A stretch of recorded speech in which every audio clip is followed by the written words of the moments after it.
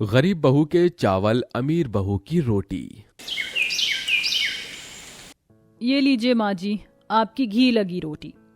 अरे वाह सौदामिनी, तूने तो मेरे दिल की मुराद पूरी कर दी। मैं तो ऐसे ही खाना बनाती हूँ, मेरे हाथों में जादू है, जादू। ये लो अपने मुंह मियां मिट्ठू बनना। अरे स्वाद तेरे हाथों में नहीं, इस देसी घी में है जो मेरे बेटे की वजह से नसीब हुआ है तुझे। बहू कितनी भी अच्छी हो, सास तो कहीं ना कहीं से बुराई ढूंढ ही लेती है। माँ, मैंने आज दाल चावल बनाए हैं तो सोचा क्यों ना माँ को भी इनका स्वाद चखा दूं। ये लो, घर में ना दाने और अम्मा चली भुनाने। ये कैसी बातें कर रही हैं भाभी? मैंने ये चावल इतने प्यार से बनाए हैं और आप। छोड़िए, अब मैं क्या ही कहूँ आपसे। अरे ला तू चावल दे, मेरी बहू से खिटपिट मत किया कर। लेकिन बात तो उनकी गलत है ना। अरे तू बात छोड़ और ला चावल दे। विमला अपनी सास को दाल चावल देती है। अरे वाह बहू, तूने तो बड़े अच्छे चावल पकाए हैं, टूटे फूटे और बेस्वाद। थू। सौदामिनी, इसे भी जरा सिखा दे कि चूल्हा चौका कैसे किया जाता है। और हाँ, इन चावलों को कुत्तों को डाल दे। अरे इन चावलों को खाने से तो भिखारी भी इनकार कर देगा, फेंक इन्हें परे को। विमला सरस्वती के चावलों को फिकवा देती है और सरस्वती बस पुतले सी खड़ी रह जाती है। सरस्वती की आंखों में गम और मजबूरियों की नदियां बहने लगती हैं, लेकिन फिर भी वो अपने आंसू पोंछ अपने कमरे में चली जाती है। माँ, कुछ खाने को दो ना, बड़ी भूख लगी है। हाँ बेटा, मैं तुझे अभी खाने को देती हूँ। ले बेटा, आज मैंने दाल चावल बनाए हैं। माँ, मुझे नहीं खाने दाल चावल, अब रोज रोज बस चावल ही बनाते हो। मुझे अब चावल अच्छे नहीं लगते, मुझे तो घी लगी रोटी खानी है। नहीं बेटा, इच्छा, मैंने तुम्हें बताया था कि चावल परियां खाती हैं। चावल तो परियों का खाना होता है और मेरी इच्छा भी तो एक छोटी सी परी है ना। सच्ची माँ? मैं भी खाऊंगी परियों का खाना। हाँ, मेरी बेटी भी खाएगी परियों का खाना। बेचारी सरस्वती बहला फुसला कर अपनी बच्ची को चावल खिला देती है, लेकिन किसको पता था कि अंदर से उसका दिल एक दिए की तरह जल रहा था। अगले दिन। मुझे माफ कर देना विमला, इस बार मुझे बगीचे की घास काटने में गलती हो गई और मुझसे बगीचे के फूल कट गए, जिसकी खातिर मालिक ने मेरी आधी तनख्वाह काट ली। मुझे माफ कर दो विमला, मुझे माफ कर दो। अरे आप इतनी माफी क्यों मांग रहे हो? आखिर गलतियां भी तो इंसान से ही होती हैं। कोई बात नहीं, हम इस बार इन्हीं पैसों से गुजारा कर लेंगे। सरस्वती का पति जगत एक अमीर घराने में माली का काम करता था, जिससे मुश्किल से वो अपने परिवार का पेट पालता था, और अमित एक बड़ी कंपनी में मैनेजर था, जिससे उसकी अच्छी खासी मोटी कमाई होती थी। सरस्वती अपनी सास के पास जाती है। माँ जी, क्या मुझे भाभी के हिस्से से थोड़े चावल मिल सकते हैं? वो क्या है ना कि इस बार इनकी तनख्वाह थोड़ी कम मिली है। मुझसे क्यों पूछ रही है? जा जाकर सौदामिनी से ही पूछ, आई बड़ी चावल मांगने वाली। विमला सरस्वती को ताने सुना ही रही थी कि तभी क्या बातें चल रही हैं सास बहू में? कहीं मेरे खिलाफ कोई षड्यंत्र तो नहीं रचा जा रहा? हे भगवान, ये आप क्या सोच रही हैं? मैं तो सिर्फ थोड़े चावल लेने आई थी। चावल? कैसे चावल? हाय दैया, क्या तू मुझसे बासमती चावल लेने आई थी? ज्यादा भाव चढ़ रहे तेरे। तेरी औकात भी है ऐसे चावल खाने की? जा जाकर अपनी किनकिनियां ही खा। ऐसे चावल खाना तुझे शोभा नहीं देता। सरस्वती की आंखों से आंसुओं का सैलाब आते देख सौदामिनी और चिढ़ जाती है। ये लो, पलक मूतनी का ड्रामा शुरू हो गया। यहाँ खड़ी होके मगरमच्छ के आंसू मत बहा, तेरे इन आंसुओं का हम पे कोई असर नहीं होगा। इतनी बातें सुनकर भी सरस्वती अपने मुंह पे ताला लगाए अपने कमरे में चली जाती है। ऐसा कौन सा पाप कर दिया है हमने? देवी माँ, जो आप हमारे इतने कठिन इम्तिहान ले रही हैं, हमें बख्श दीजिए देवी माँ।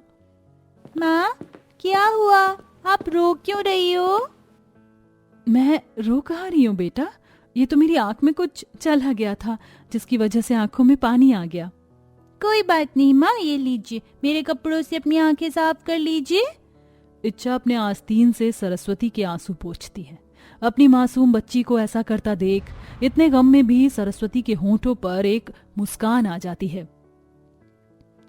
इसी तरह दोनों बहुओं के घर का सिलसिला चल रहा था। सरस्वती की सास और जेठानी उसे खूब तंग किया करती और सरस्वती अपने होठों को सिल सारी बातें सुनती और झेलती। इच्छा तनु के पास खेलने के लिए जाती है। तनु दीदी, मुझे भी गुड़िया से खेलना है। मेरे पास एक भी गुड़िया नहीं और आपके पास तो कितनी सारी हैं। प्लीज मुझे एक गुड़िया से खेलने दो ना। जा भिखारिन, अगर तूने मेरे एक भी खिलौने को हाथ लगाया तो तुझे घर से निकाल दूंगी। लेकिन तन्नू दीदी, मैंने भी तो आपको अपना गुड्डा दिया था ना। तो अच्छा, तू उस सड़े से गुड्डे के बदले में मुझसे मेरी कीमती गुड़िया लेगी? ले अपना गुड्डा भिखारन और दफा हो जाए यहाँ से। इच्छा रोते हुए अपने कमरे में चली जाती है। माँ, तन्नू दीदी ने मुझे भिखारिन का और मुझसे गुड़िया से भी खेलने नहीं दिया और मेरे बनी को भी सड़ा हुआ गुड्डा बोला। कोई नहीं बेटा, आ जाओ, हम दोनों आपके गुड्डे के साथ खेलेंगे। सच्ची माँ? थैंक यू, चलो खेलते हैं। बेचारी सरस्वती अपनी भोली सी बेटी को ऐसे ही बहला लिया करती थी। उनके घर का ये सिलसिला चलता ही रहता था कि एक दिन, मिस्टर अमित, ये सब क्या है? आपने इतने जरूरी कागजात गुमा दिए? कैसे? आपको जरा भी अंदाजा है कि वो कागजात हमारी कंपनी के लिए कितने जरूरी थे? आप तो पूरी कंपनी के सबसे जिम्मेदार आदमी हैं, फिर आपसे ऐसी गलती हुई कैसे?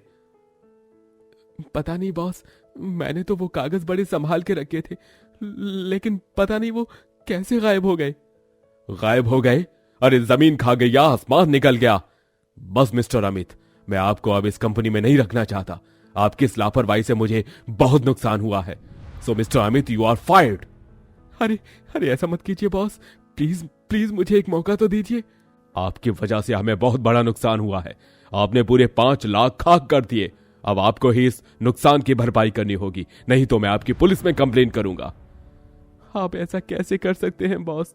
अगर मैं इस नुकसान की भरपाई करूंगा तो मैं फुटपाथ पर आ जाऊंगा। ये आपकी सिरदर्दी है, हम कुछ नहीं कर सकते। मैं नहीं कर पाऊंगा। मिस्टर अमित, भरपाई तो आपको करनी ही होगी। अमित बेबस होकर घर चला आता है और फूट फूट कर रोने लगता है। माँ, सौदामिनी कहाँ हो तुम? माँ, मैं लुट गया, मैं बर्बाद हो गया। अमित की ऐसी रोती आवाज सुनकर सभी घर वाले उसके पास पहुंचते हैं। मैं बर्बाद हो गया माँ, मैं बर्बाद हो गया। अमित, ऐसे मत रो मेरे बच्चे। मुझे बता क्या हुआ है? माँ, मुझे कंपनी से निकाल दिया माँ। मैं अब बर्बाद हो चुका हूँ, मेरे पास कुछ नहीं है माँ। मुझसे बहुत बड़ी गलती हो गई। अब मैं क्या करूंगा माँ? बॉस ने मेरा सारा बैंक बैलेंस ले लिया। अब मेरे पास कुछ नहीं बचा माँ, कुछ नहीं बचा। हे भगवान, हमने क्या पाप किया? ये कैसी सजा दी आपने? अब हम क्या करेंगे? घर का राशन आज ही खत्म हुआ है, हम क्या खाएंगे? मैंने आज ही बहुत सारे कपड़े खरीद लिए, अब हमारे पास तो पैसे ही नहीं है। ये हमें कहाँ लाकर छोड़ दिया भगवान ने। तभी वहां सरस्वती आती है और कहती है, भाभी, अगर आपको शिकायत ना हो तो मैंने खिचड़ी बनाई है, आप अभी के लिए वो खा लीजिए, बाद में हम देख लेंगे। विमला और सौदामिनी को सरस्वती के साथ किए गए व्यवहार पर पछतावा होता है, जिसको उन्होंने क्या कुछ नहीं कहा। आज वही इंसान उनके काम आ रहा है। विमला और सौदामिनी सरस्वती से माफी मांगती हैं। माँ देखो, मेरा पेपर प्लेन कितना अच्छा लग रहा है ना, ये बहुत अच्छी उड़ान भरता है। इच्छा जैसे ही जहाज उड़ाती है, जहाज उड़कर अमित की गोद में आ गिरता है। अरे ये तो वही कागज है। अरे ये कहां से आया तेरे पास? क्या तेरे पास ये और भी है? बोलना। अमित गुस्से से इच्छा से पूछता है। फिर इच्छा अमित को सारी बात बताती है। तनु दीदी अपना रिमोट कंट्रोल प्लेन उड़ा रही थी, तो मैंने उनसे वो प्लेन मांगा तो उन्होंने मुझे नहीं दिया। उसके बदले में उन्होंने मुझे बहुत सारे पेपर प्लेन दे दिए, जो अभी भी मेरे पास रखे हैं। क्या मैं लेकर आऊं? इच्छा वो पेपर प्लेन ले आती है और अमित को ला कर दे देती है। अमित खुशी से इच्छा को अपने गले से लगा लेता है और अपने छोटे भाई से भी माफी मांगता है। जगत, आज से तो मेरी कंपनी में ही काम करोगी। अब मैं अपने छोटे भाई को ऐसी जिंदगी बिताने नहीं दूंगा, और मैंने जो किया उस सब के लिए मुझे माफ कर देना। उसके बाद सारा परिवार खुशी खुशी रहने लगता है और अब जगत का भी अच्छा काम था। उनके घर में जो भी तंगी थी वो अब खत्म हो चुकी थी। अब वो लोग खुशी खुशी अपना जीवन एक साथ बिता रहे थे।